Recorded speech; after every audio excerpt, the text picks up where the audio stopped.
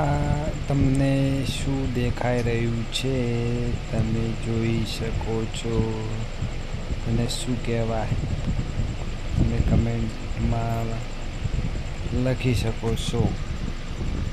મારા પપ્પાએ અને બહાર કાઢીને સેફ જગ્યા ઉપર મૂક્યા. જો કેવું દોડે તમે જોઈ શકો છો. એ સાપ નથી,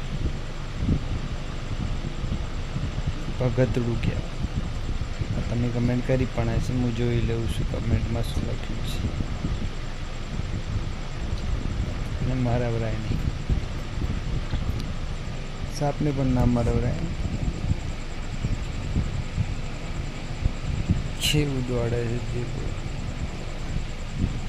ડર લાગતી ને પકડીને મૂક્યા હોત.